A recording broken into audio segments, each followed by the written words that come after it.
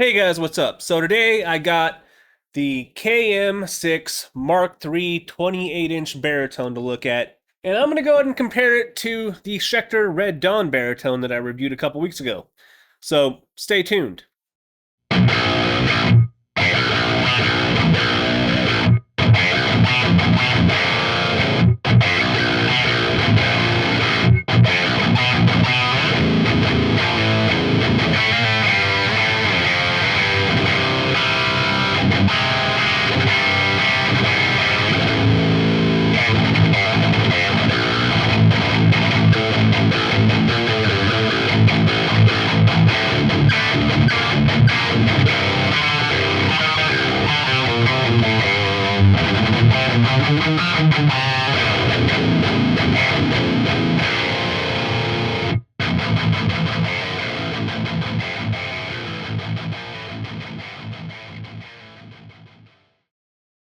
All right, guys, so as you heard in some of that, just randomized riffing that I was doing right there, this thing has a lot of spanky, clangy top end, and really what that has to do with is the fact that Keith Merrow went back to Lundgren, and he's using the Black Heaven, or Black Haven, I think you say it black however you want to, but he's using these pickups, these slightly lower or medium output pickups. I think they clock in at around like 11 kilo ohms.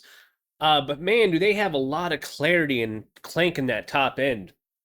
So, just in general, this thing is just built for low tuning. Granted, it's a 28-inch scale baritone neck. It has the very subtle aluminum inlays, these little circle things going up the neck. We have what is an open pore satin finish mahogany body, a three-piece maple neck that goes all the way through the body. String through design here with the hip shot bridge. This is one of those hip shot oversized bridges, the beefy ones that kind of look like the Gibraltar Ibanez bridges. Comes with the Schecter locking tuners. It would have been cool to see the hip shot tuners with the knurled pegs on here, because that's what the KM7s, the higher end ones, have on them, and they look kind of cooler to me. But these are fine. In fact, these are really nice locking tuners. We have the Graphtec nut, we have the stainless steel frets. We have every spec that you could ever want in terms of constructability with this thing that puts it right up in the upper echelon of Schecter's production models that all come in at under $2,000. This, I believe, retails, and I got this from zZounds, this retails for right about that $1,500–1,600 mark. And it is the most simple and the most straightforward design you could ever get. We're looking at a metal machine here. We're looking at single pickup, no volume knob. We're looking at just an on-off switch. That's it. Straight to the output. And the output is one of these recessed kind of cupped input jacks or output jacks. A little bit of a different design, not something I would personally like pick for my own guitar, but it's got kind of a cool vintagey vibe to it, on top of this thing that's already kind of modern metalled out. And really, guys, I don't know what else to say about the guitar other than that, because there's not a lot to really go over here. I'm using this, this 3120. It's basically the PV rebranded. And if you want to hear a clean channel, here you go.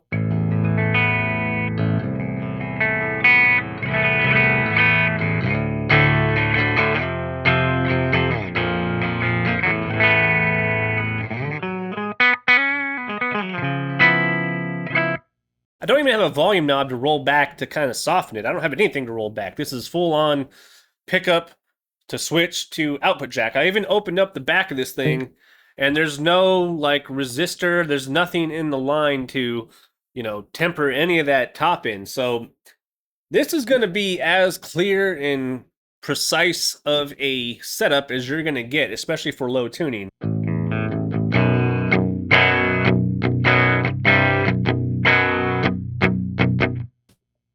If I go over to the rhythm channel on here, kind of what you heard in the intro, this is they call it rhythm crunch, but this thing has so much gain, I don't think I would call it anything but just high gain.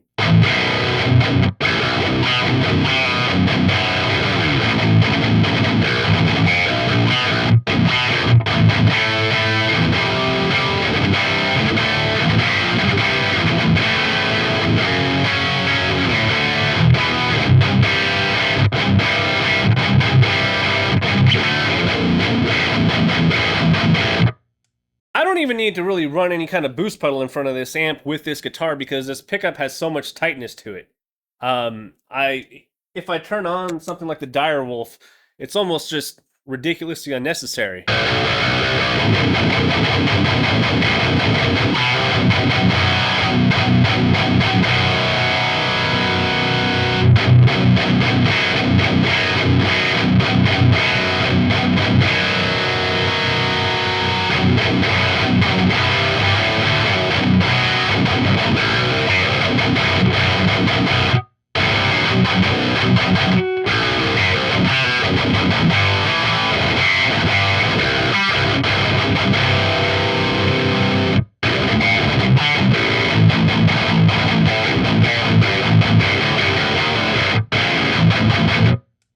Yeah, I don't, it doesn't sound bad with the boost pedal. It doesn't sound bad with that little bit of mid, forwardness and a little bit of that low end truncation, but this pickup is already built to kind of do that. And it's probably one of the most clanky and modern forward sounding pickups I've ever heard in a guitar. I never owned a Lundgren and never used a Lundgren pickup, and I can say that this is by far the most modern kind of forward sounding pickup.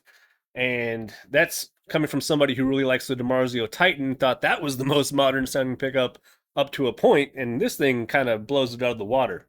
So the other part of this video was to take what is essentially just a killer guitar, something that if you're looking for a baritone and you're just looking for a pretty straightforward, get you that kind of modern, djenty metal tone, and you're looking between this and something like this, which I reviewed a couple weeks ago, the Red Dawn series with the Evertune. I just want to kind of do a quick comparison because both these guitars hover around the same price range. They're both made by Schecter, and they're both really fantastic.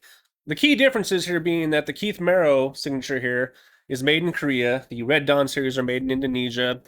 This does not feature any kind of Evertune bridge. So I think if you were looking at the Red Dawn series, you would notice that the Tune-o-matic configuration with the string-through body, those are substantially less. Those are about $1,200. But once you add the Evertune bridge in, that's what kind of brings it up to the price point. Without getting too into the weeds, even before I plug that in, I'm going to say that when it comes to the fit, the finish, and the feel, this KM6 is just a notch above the Red Dawn series. So when you're paying, the premium for this, you're getting something that has a little bit more of a crafted, almost custom shop feel, even though it's very simple in its design and its features. I know there's going to be a lot of people out there who are going to look at this and go, one pickup, no real electronics. Well, you're paying for something that has immaculate fretwork. You're paying for something that has materials that are well treated in, whatever factory they're coming out of, the CNC, the finish, the painting. There's no defects at all in here. I'll say with the Red Dawn series, I didn't find any defects either, but that doesn't mean that I didn't have people popping off in my comments on that video about the Red Dawn series with their own, issues with this particular line of guitars that they received. I can't really help that. The one that I got was perfectly fine. So let me go ahead and pop over to this one, and we're going to listen to it, with its Fishman Fluence open core bridge. And, you decide if the sound of this, if the look and everything about this is more in your wheelhouse than what the Red Dawn is doing. I'm just curious to kind of play them back to back because I haven't really done that. And I'll give my final verdict on whether or not I think these are meant for two different types of players or whether one just really outshines the other. So first things first, this is a much heavier guitar. This is a thicker profile, more robust. The neck profile is very similar to the Keith Merrow, but with that Evertune, this thing has got a bit more weight. Secondly, when I turned up the volume and I started playing,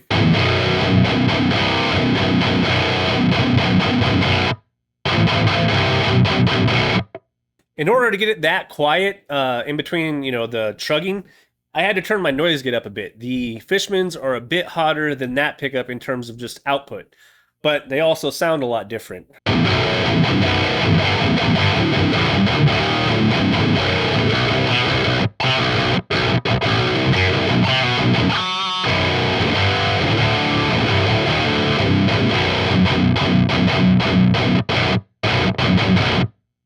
if you notice, there's a bit more of that low mid. There's just a bit more of a fuller sound.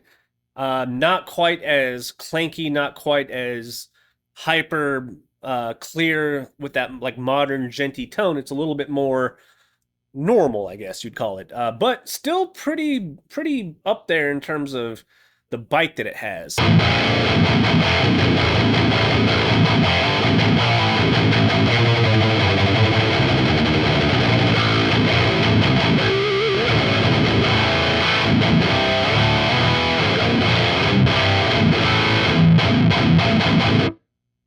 I actually really like that, and even with the voice too.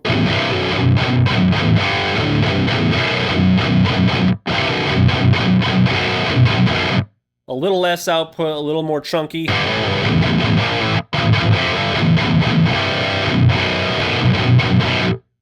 Plus, you get a neck pickup, so you can do more lead stuff. I do think that this guitar is probably built for somebody who's looking for a more all-around kind of versatile instrument that wants to play low-tuned stuff. Both these guitars are in drop A.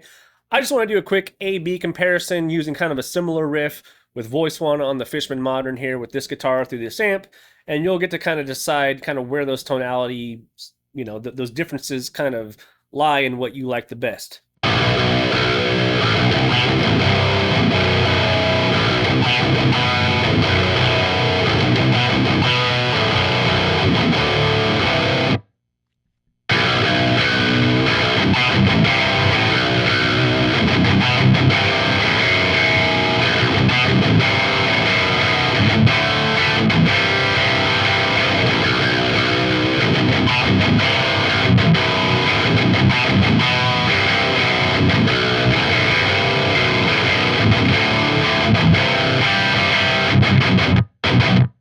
Yeah, so going back and forth between these two, they don't sound very similar. They're very much voiced for different things. I think on something like this, maybe going over to the red lead channel on here might be more geared towards this type of configuration. I don't know.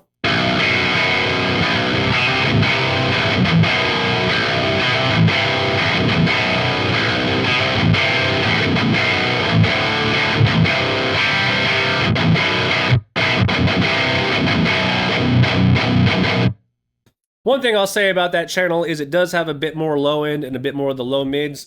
I'm still partial to the rhythm channel on this amp, and I'm going to run it with a overdrive just because I think I could probably EQ this to be a little less clanky, turn down the top end, maybe mids down a little bit, bass up a little bit, gain down just a tad since I'm driving it. Let me see.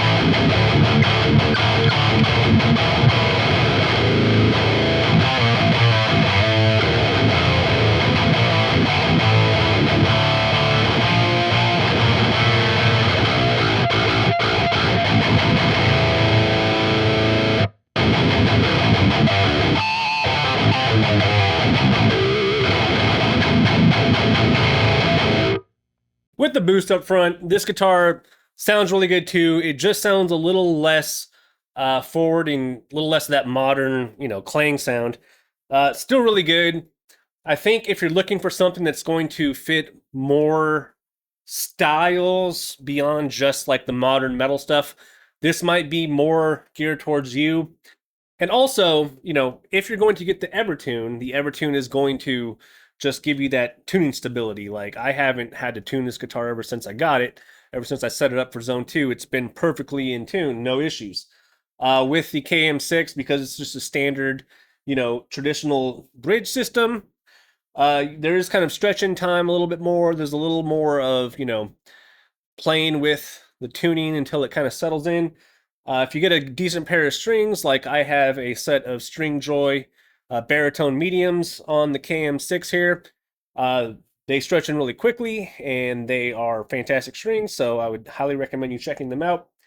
And beyond that, what I think about these two guitars and how they're built for the consumer is, if you just want something that is a brutal, very modern, very upfront machine, the KM6 is hard to beat. It is as close to a custom shop level design and build and feel that you're going to get out of any production guitar. Especially for kind of the modern metal aesthetic, it just looks badass, and it sounds really good. I like that Lundgren.